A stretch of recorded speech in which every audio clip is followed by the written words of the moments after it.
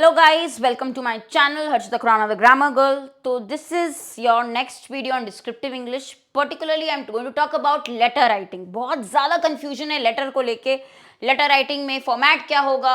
Everybody is talking about different things. कुछ लोग बोल रहे हैं हमें अलग-अलग information मिल रही है letter के लिए. तो I'm going to clear all your queries regarding letter writing. Formal letter और informal letter. There are two types. Formal letter is a professional letter. जैसे कि आपको एग्जाम में आएगा write a letter to the editor, ठीक है, या फिर टू योर मैनेजर, या फिर जो भी फॉर्मल कैपेसिटी में प्रोफेशनली आप एक लेटर लिखते हैं, ठीक है. फॉर्मल लेटर ज़्यादा पूछा जाता है आपके एग्जाम में. इनफॉर्मल होगा नहीं होगा पता नहीं. You get 2-3 options, you have to select one question and write on that. अब कुछ महानुभवी लोग हैं जो ये भी पता नहीं है इनको कि लेटर का पूरा क्वेश्चन ABC कुछ नहीं लिखना होता. नया इंटरफेस भी नहीं पता है. 2022 में IBPS ने नया इंटरफेस लाया था और उस इंटरफेस के अकॉर्डिंग आपको सिर्फ ऑप्शन सिलेक्ट करना है. कुछ हेडिंग नहीं देनी है, हेडिंग ऊपर लिखी होगी. Whatever option you select you just have to start typing, ठीक है.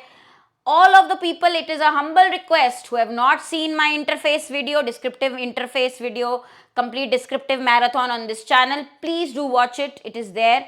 Do watch that video. ठीक है. अब formal letter हो गया. Informal you write to your friends in a personal way, informal way, friendly manner to somebody who you are familiar with, you know. ठीक है. तो दो टाइप्स होते हैं. आपके 2 या 3 ऑप्शंस आएंगे. कुछ मैं आपको टॉपिक्स बताती हूँ एक्सपेक्टेड क्या है लेटर के लिए, ठीक है. तो ये एक्सपेक्टेड टॉपिक्स हैं. अब ये आप इस पे 1-2 भी ट्राई करोगे आपको कॉन्फिडेंस आएगा. आप बस 2 लेटर्स ट्राई करो, टाइप करके देखो, you will get the confidence. सबसे इंपॉर्टेंट पार्ट होता है लेटर में फॉर्मेट, जिस पे मैं आज बात करूंगी, और हम साथ में एक सैम्पल लेटर भी लिखने वाले हैं. तो प्लीज ध्यान दीजिएगा और यही फॉर्मेट आप फॉलो करिए. ये मेरे स्टूडेंट्स ने फॉलो किया है, उनको बहुत अच्छे स्कोर्स भी आए हैं डिस्क्रिप्टिव में. तो फालतू इधर उधर 10 जगह बात मत सुनिए, आप लोग फॉलो करिए ये फॉर्मेट कॉन्फिडेंटली. तो फॉर्मल लेटर में लेफ्ट हैंड साइड में सारा कुछ होगा. पहले तो राइट हैंड साइड में कुछ नहीं लिखते हैं. Understand. How will you start? Sender's address, मतलब आपको खुद का एड्रेस लिखना है. अब यहाँ पूछते हैं स्टूडेंट्स, खुद का मतलब रियल एड्रेस नहीं, कोई भी रैंडम एड्रेस लिख दो. XYZ या फिर ब्लॉक B, मैं अभी आपको लिख के भी बताऊंगी. ब्लॉक B, राजा कॉलोनी, न्यू दिल्ली, कोई भी रैंडम पिन लिख दो, ठीक है. डेट, अब यहाँ पे भी कंफ्यूजन है. कई लोगों को यहाँ पे भी कंफ्यूजन है कि डेट कैसे लिखना है. तो डेट कैसे लिखते हैं भाई, इसका भी आप पैटर्न समझ लो, याद कर लो, रट लो. डेट जैसे लिखोगे अक्टूबर 29 2023, खत्म. इससे ज्यादा दिमाग नहीं लगाना है, ठीक है. डेट. रिसीवर्स एड्रेस, जिसको भी आप लिख रहे हो. अब रिसीवर्स एड्रेस में या सेंडर्स एड्रेस में फ्रॉम आता है, रिसीवर्स में टू आता है. लिखोगे तो वो एक्सेप्टेबल है, गलत नहीं है. या डायरेक्ट स्टार्ट कर सकते हो the editor, the mature manager, okay. तो जिसको भी आप लेटर लिख रहे हो डायरेक्टली रिसीवर्स एड्रेस, उसके नीचे to the editor, Times of India, New Delhi, over, ठीक है. सब्जेक्ट मैक्सिमम 1 लाइन, इससे ज्यादा नहीं. Subject has to be limited words, maximum 1 line, okay, maximum. Salutation में क्या आता है? अब कुछ लोग ऐसा भी बोल रहे हैं डियर नहीं लिखोगे. क्यों नहीं लिखोगे? डियर मैम, अगर मैम को कर रहे सर, ठीक है, कॉमा. डियर फॉर्मल में लिख सकते हो और एक्सेप्टेबल है और लिखना है. फिर आता है मेन पार्ट. यहाँ पे आप अपना इश्यू बताओगे, छोटा सा पैरा रहेगा इसमें, क्योंकि आपको पता है guys, IBPS PO, please understand, last year जो वर्ड लिमिट था, रेंज दिया था. कई लोगों को इतना भी नहीं पता. एग्जाम लिखने जा रहे हो तो आपको पता होना चाहिए 150 to 200 वर्ड्स है आपका वर्ड लिमिट. कितना है? 150 to 200 वर्ड्स. तो अब 150 to 200 वर्ड्स मतलब यू विल एडजस्ट. आपको स्क्रीन पे आपके वर्ड्स दिखेंगे. अगर आपको लगेगा कि एकदम से क्या वर्ड्स कम हो रहे हैं तो आप एक्स्ट्रा भी ऐड करोगे, ठीक है. तो you have to do this 150 to 200 words letter, okay. So you will write your introduction, what is the issue, then you describe the issue, then you say that I hope that action will be taken or it will be resolved, thanking you, yours sincerely, या yours. यहाँ पे आप तो बस एक बार याद रख लो, इसमें कोई अपॉस्ट्रोफी नहीं आएगा. सिंपल, yours sincerely और यहाँ पे XYZ, अपना नाम नहीं लिखते हैं, अगर लेटर में कोई नाम नहीं दिया है तो आप सिंपल XYZ ABC लिख सकते हो, ठीक है। हम एक लेटर लिख के देखते गाइस, जिसमें तो आपका फॉर्मेट ही सही हो जाए ना, उस पे ही आपको मैक्सिमम मार्क्स मिल जाते हैं। तो लेटर में स्कोर करना काफी इजी होता है, it's very easy to score in letters. आपका फॉर्मेट भी सही हो गया तो आपका स्कोर अच्छा बन जाएगा, ठीक है। अब मैं आपको एक क्वेश्चन बताती हूँ। Write a letter to IndiGo airlines regarding poor service, मतलब आपने एक फ्लाइट लिया था, ठीक है। Write a letter to IndiGo airlines regarding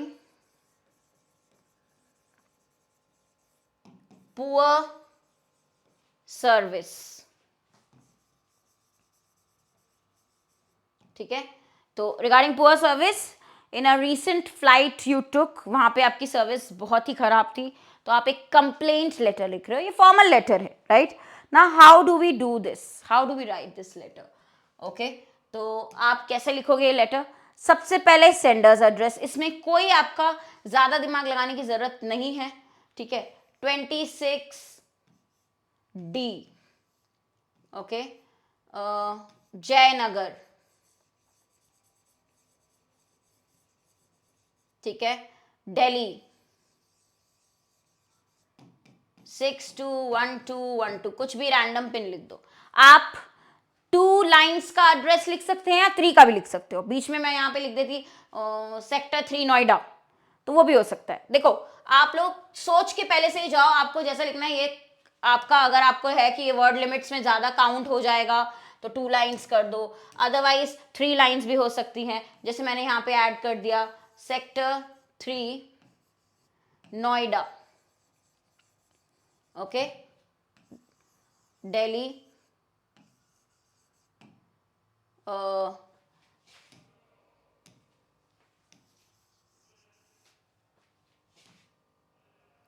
मैं ये बताती हूँ आपको, इससे बेटर है एरिया लिख लो, एरिया लिख लो, ठीक है, या लैंडमार्क लिख लो। ये कुछ कंफ्यूजन्स होती हैं, कॉलोनी लिखना है, लैंडमार्क लिखना है, तो ये चलेगा, बस ये देखना 2-3 लाइन्स एड्रेस। तो मैंने ये लिखा 26D जयनगर नोएडा सेक्टर 3, ऐसे भी लिख सकते हैं नोएडा सेक्टर 3, ओके, दिल्ली 221212, जैसे मैंने बोला ना रैंडम पिन कोड, ठीक है। तो आप सोच के जाइए, जो भी आपको रैंडम एड्रेस लिखना है, अपना खुद का एड्रेस नहीं लिखना है, जैसे तो मैंने आपको बताया। सेंडर्स एड्रेस हो गया, अब क्या आता है डेट, तो डेट मैंने आपको बताई कैसे लिखना है, अक्टूबर 29 2023, खत्म। ज्यादा दिमाग मत लगाओ, ये रट लीजिए आप लोग, इसी तरीके से आप अपनी डेट मेंशन कर लो। गाइस देखो मैंने ये चीजें जब बताई थी तो लोगों के स्कोर्स अच्छे आए हैं, people have scored, the way you follow the format is extremely important, you get half the marks, 50% marks if your format is correct, okay. Then you write receiver's address, अब किसको लिख रहे हो आप, किसको लिख रहे हो, द रीजनल मैनेजर। अगर आप यहाँ पे लिख रहे हो इंडिगो एयरलाइंस को, तो उनके मैनेजर को लिखोगे, तो आप लिख सकते हो regional manager.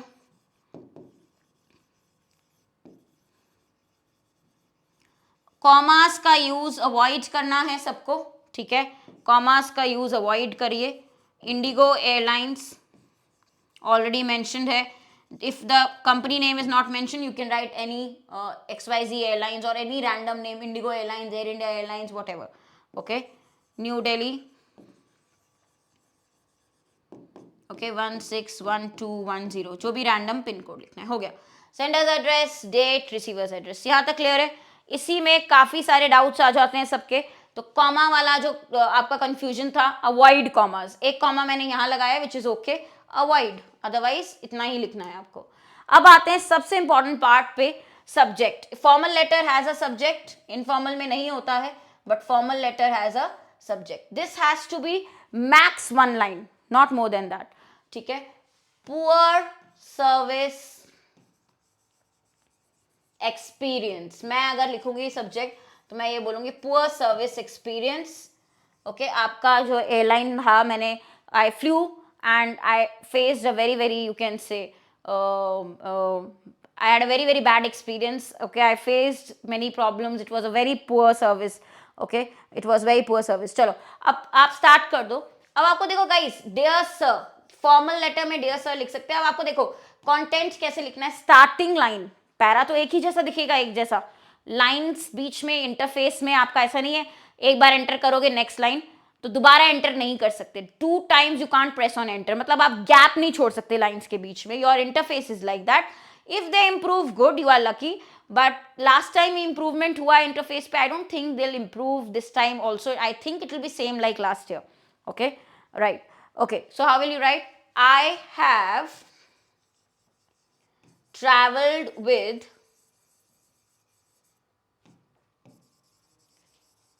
Indigo Airlines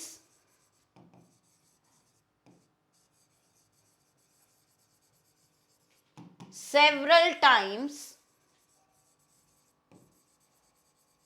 Okay, I have traveled with Indigo Airlines several times.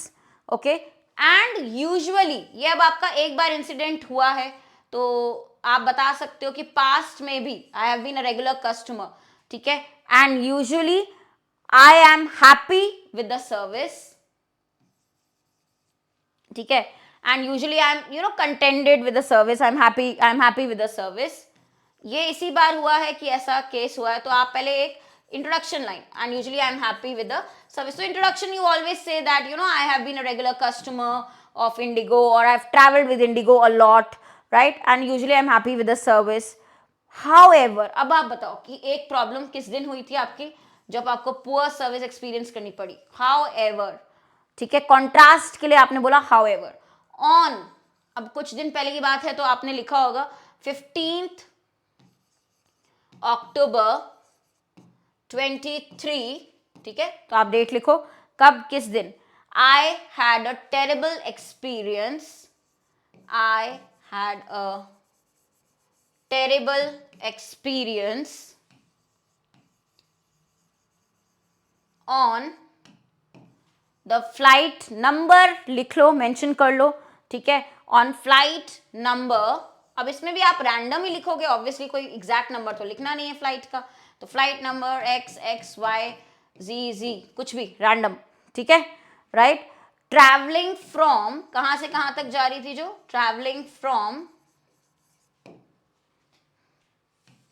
अब आपके लेटर में एड्रेस है ना न्यू दिल्ली का. फ्रॉम न्यू दिल्ली टू, कहां जाना चाहोगे? कोई भी प्लेस चुन लो. ठीक है, from New Delhi to, I will say Indore. Okay, right. तो इस पर्टिकुलर फ्लाइट में डिटेल्स जो आपको मिस नहीं करनी है वो याद रखनी है कि ये आप लिखोगे. ठीक है, so I was on a business trip. I was on a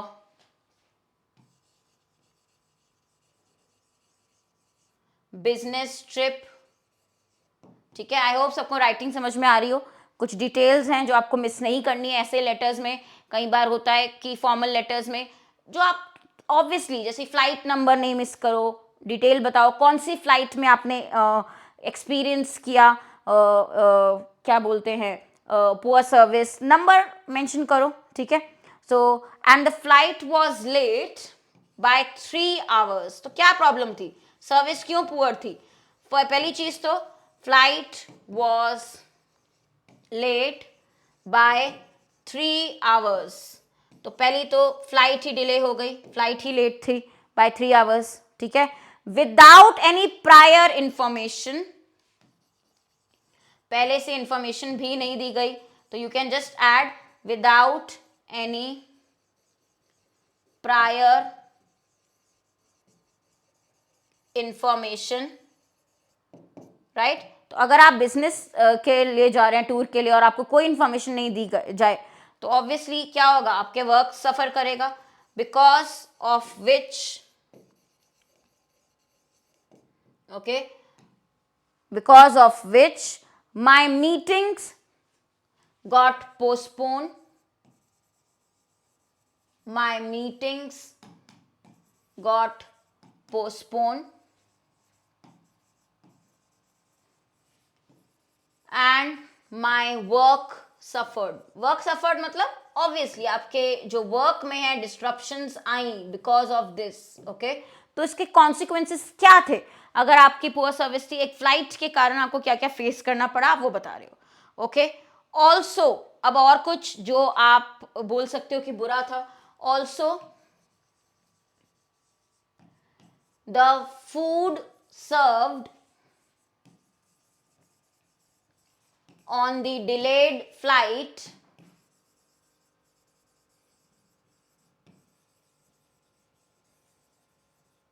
was stale।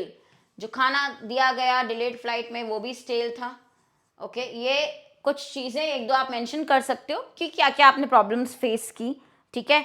सो अब आप बोलोगे such service is unacceptable from a reputed airline like yours। such service is unacceptable, okay, from a reputed airlines like yours, ठीक है। ये आप mention कर सकते हो। देखो गाइस, कोई भी प्रॉब्लम हो सकती है, your baggage was lost, flight was delayed, the food was not good, you were treated badly by the you can से अ क्रू मेंबर, कोई भी आप प्रॉब्लम मेंशन करो एक दो, ठीक है। आई एक्सपेक्ट, अब क्या है इसका सोल्यूशन, क्या है एंड क्या होगा? I expect a refund, okay. क्या आप एक्सपेक्ट कर रहे हो कि आपको रिफंड किया जाए amount for the inconvenience cost, for the inconvenience cost. कई लोग ऐसे भी बोल सकते हैं कि I expect 50% refund for the inconvenience cause, या सिर्फ रिफंड, क्योंकि आपको लगता है कि हाँ डिलेड फ्लाइट तो मिली थी, आप पहुंच तो गए थे बट यू आर लेट, तो आप कितना भी रिफंड एक्सपेक्ट कर रहे हो तो आप वो बोलो, ठीक है, right, for the inconvenience cost, okay. Also because of your negligence, it is not, though I paid in full for the flight, it was due to the flight's negligence, that it was due to the management's negligence that I had to go through this, and or you can say yeah, therefore I expect a quick response also। तो मतलब एक closing statement अगर हम देंगे तो हम क्या देंगे? देखो, ये आपने बोल दिया रिफंड मैं एक्सपेक्ट कर रहा हूँ, ओके, हाँ, please let me know, please let me know, okay,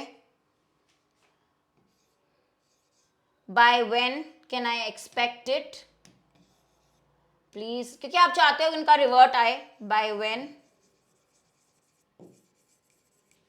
can I expect it, okay, I hope to get an immediate response, or hoping to get immediate response, okay, or hoping my issue will be resolved। समझ में आया? बस इतना आप लिख दो, yours faithfully XYZ, yours sincerely, yours faithfully, ये सारे आप यूज कर सकते हो, XYZ, खत्म।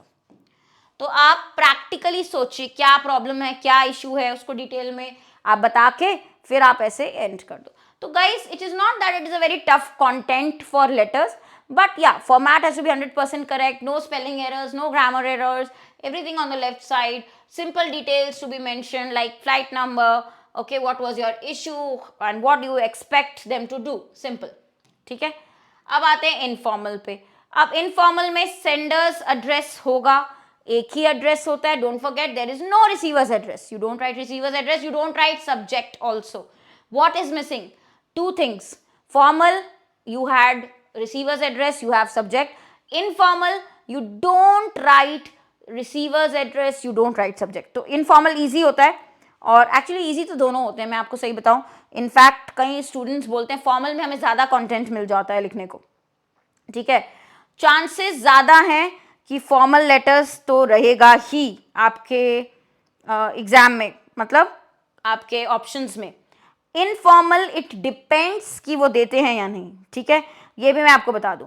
कई बार ऐसा भी होता है कि they do not even give you the option for informal letter, so you be thorough with formal first. Okay, चलिए अब हम आते हैं इनफॉर्मल के एक क्वेश्चन पे. मैं आपको देती हूँ इनफॉर्मल का हम क्या लिख सकते हैं. एक sample question that will write together just so that you know what you have to do.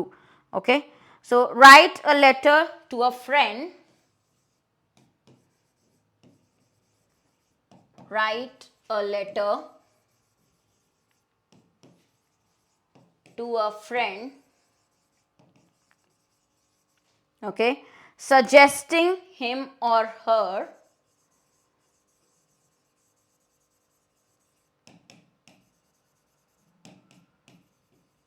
ठीक है, a recent novel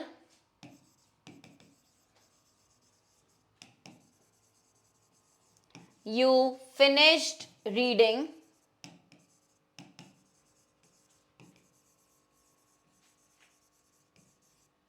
and found very interesting. मतलब आप क्या सजेस्ट करोगे कि वो भी ये बुक पढ़े, नॉवल पढ़े जो कि बहुत ही इंटरेस्टिंग लगी आपको. You will suggest your friend to read that book. ठीक है, तो ऐसे कुछ क्वेश्चंस आ सकते हैं. मैंने आपको ऑब्वियसली क्वेश्चंस दिए, क्या एक्सपेक्टेड है अगर आप लेटर राइटिंग बोलते हो फ्रेंड को. कुछ एडवाइस देना कि फ्रेंड के साथ प्रॉब्लम हुई है, सफरिंग फ्रॉम मेंटल इलनेस, उसको हेल्प करना, उसको गाइड करना. Okay, started preparing for bank exams, write a letter to your younger brother, guiding him और हर. तो practical how you talk to a person. अब आप लेटर्स तो नहीं लिखते हैं, but how do you talk to them. Okay, वैसे अब टॉक टू देम ऐसा नहीं कि गाली गलौज लिख दो वहाँ पे बीच में कि भाई ऐसा, हाँ ओ ब्रो, ऐसे नहीं. फॉर्मल मतलब लैंग्वेज इसकी प्रॉपर होनी चाहिए. चलिए स्टार्ट करते हैं. 561 रैंडम कोई भी आप एड्रेस दे सकते हो. अशोक नगर, कोई भी नगर लिख दो. ठीक है, यहाँ पे टाउन हॉल 422. ओके, दिल्ली 621222 जो भी है. ठीक है, 121. ओके, डेट, अब date October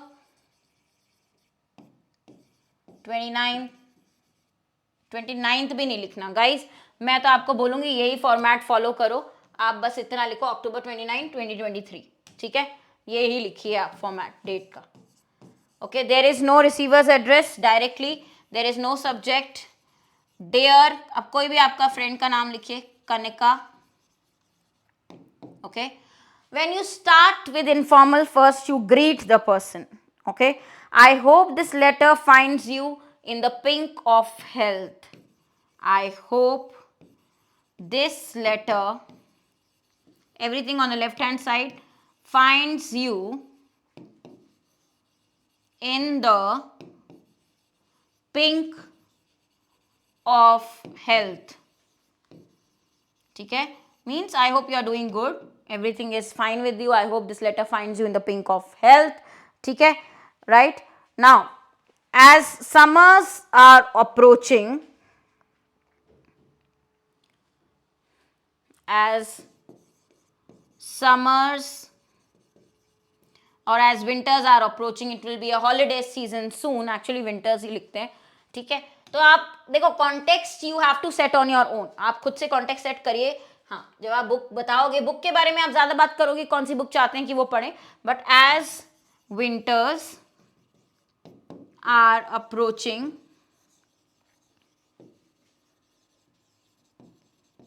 and it will be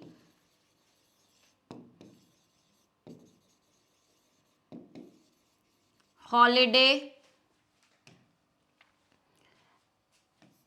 season. ठीक है, I wish to suggest you. ठीक है, क्योंकि हॉलीडे सीजन होगा, आप ऐसा बोलोगे. ठीक है, I wish to suggest you a book that I recently finished reading and found very interesting. Okay, holiday season soon. I thought of या विश टू, कुछ भी, I thought of suggesting you a novel which I recently finished reading. Okay, and found to be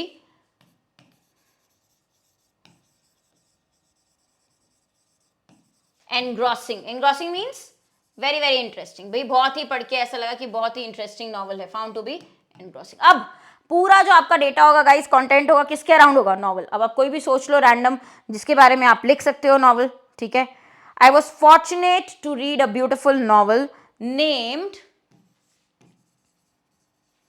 I was fortunate to read a beautiful book या novel named, कोई भी आपकी favourite आप लिख सकते हो. ओके. अब कुछ लोग बोलेंगे मैम हम तो रीड नहीं करते हैं.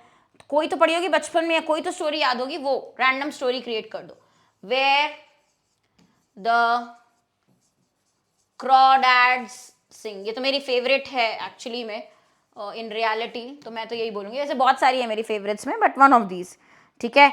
Written by. अब आप बोल रहे हो गाइस, तो कई बार होता है, कई हम मेंशन कर रहे हैं, राइटर का नाम भूल जाते हैं, तो ये सारी चीजें थोड़ी थोड़ी डिटेल्स हैं जो आपको पता होनी चाहिए. तो राइटर का नाम लिख दिया. Written by Delia Owens. Okay, right. So it is a depiction of, it is a depiction of the valiant या brave बोल सकते हो, सिंपल वर्ड्स यूज करिए, इसमें कोई कॉम्प्लेक्स वोकैबुलरी की जरूरत नहीं है.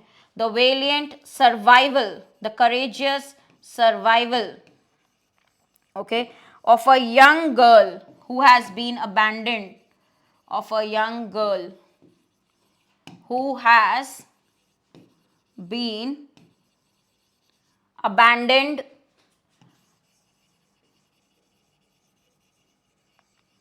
by her parents, siblings,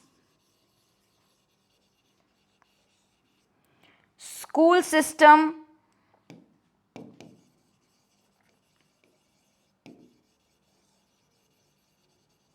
okay, and the entire town,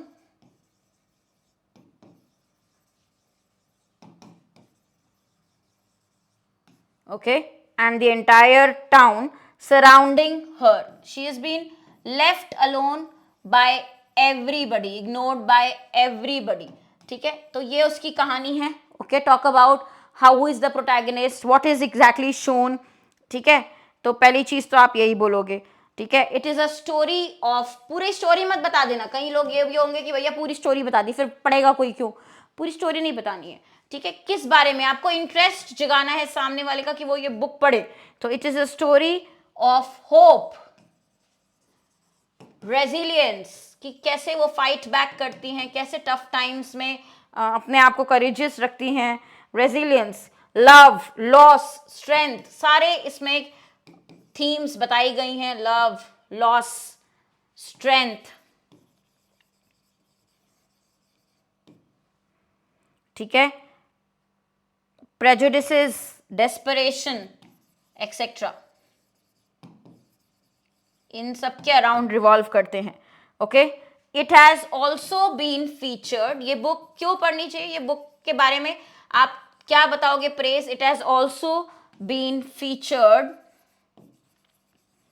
okay, in top 5 list of books to be read this year. ठीक है. कुछ अवार्ड्स भी मिले हैं, ये भी ऐड कर सकते हो. जिस बुक को काफी सारे अवार्ड्स भी मिले हैं. ठीक है. Right. Okay. So I definitely will urge you to invest your time into reading it. Okay. I definitely will urge you to invest your time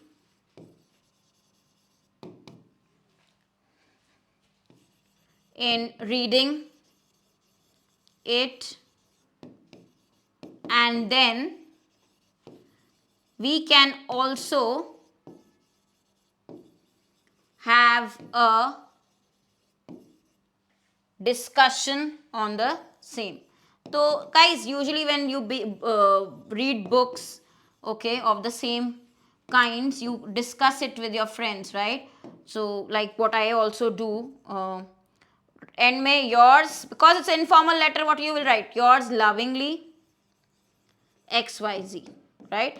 In the last, you can also add one more line, hoping to see you soon. Okay, we will plan to meet soon, or hoping to see you soon.